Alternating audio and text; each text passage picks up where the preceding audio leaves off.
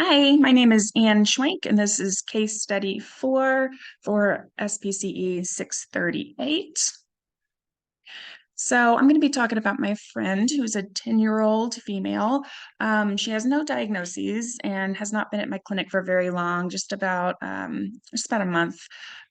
She was expelled from school, and that's how she ended up with us. She communicates vocally, and her excessive behaviors are aggression and property destruction. Aggression is defined as any instance of using her own body or an object to make contact with another person with enough force to make an audible sound or leave a visible mark. Examples would be biting, kicking, or hitting another person, and non examples would be giving a high five. Property destruction is defined as any instance of manipulating a physical object which could result in defacing or destroying it, such as ripping up papers, throwing chairs, punching iPads, or swiping objects off a table. Non-examples are going to be playing catch and accidentally knocking something over because she misses the therapist she's trying to throw it to. So for the response class, the behaviors that we've targeted for reduction occur when presented with a task demand. So typically they happen when it's time to go to groups like math, art, science, social group, or writing. But they can also occur with any non-preferred task. We see it also a lot with transitioning in from the park and when asked to clean up after meals. Both aggression and property destruction belong to the same response class since they are escape maintained and result in a complete avoidance or at least a delay of an aversive task. So for our intervention, oops, sorry.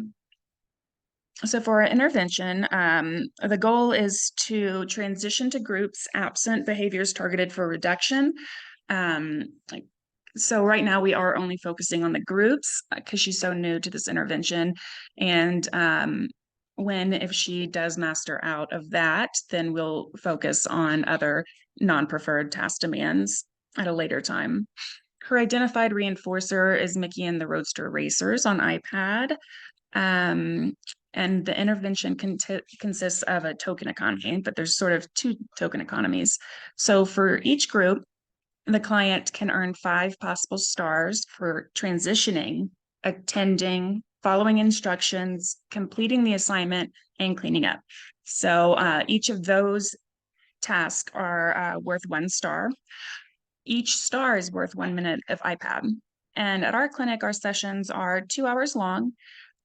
Each session has 2 group activities for a total possible 10 minutes of iPad per 2-hour session. When not engaging in excessive behaviors, she may engage with other reinforcers such as swing. She likes playing with one other girl in clinic because they both love imaginative pretend play, going to the park and jumping on trampoline. So the second token economy and all the children who are in this preparing for school are upstairs clients, we call them.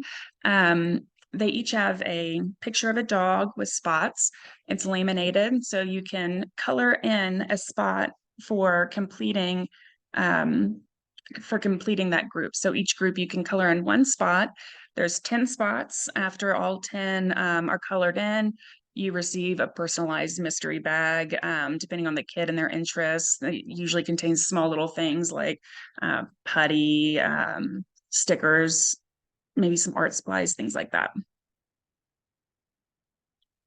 So far, our outcome has been sort of variable. However, instances of aggression have decreased 22%, and instances of property destruction have decreased 9% since implementation of this intervention. I do want to note that the magnitude of behaviors have decreased. So whereas when I first met her, her aggression might have looked like punching someone in the face, or I've got a couple wounds that will not heal from biting so hard that it draws blood.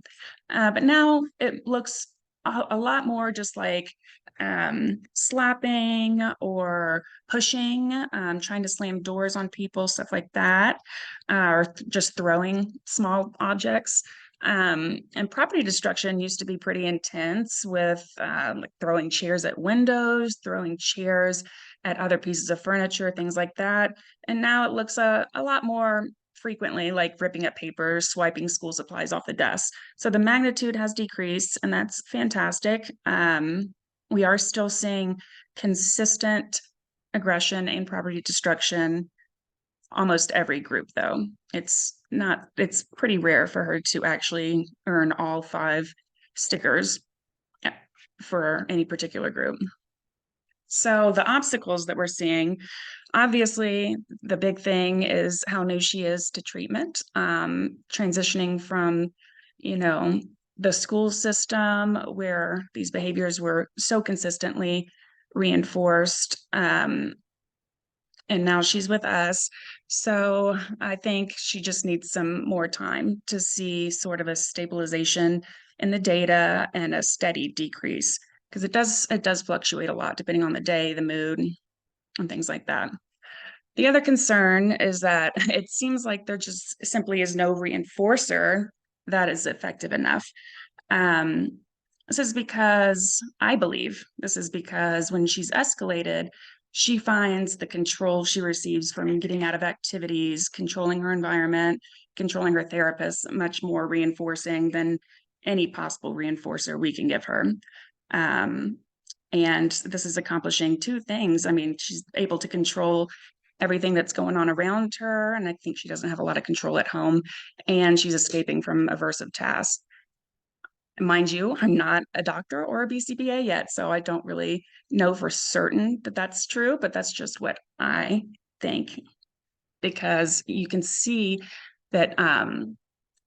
as evidenced by laughing and talking about it later, bragging to peers, that she's getting something out of this, some innate reinforcement when she destroys things. She's getting something out of it besides escape, I think. So, providing constant choices whenever possible seems to increase the likelihood of successful participation in groups. Doesn't always work. Sometimes it doesn't work at all. Sometimes that actually will escalate her, and when you give her choices. So basically, the BCBA at this point is just monitoring her data, and later, if we're not seeing consistent progress, then I'm sure she'll try to tweak this intervention or get a whole new intervention completely. So that is the plan right now. And thank you so much for watching.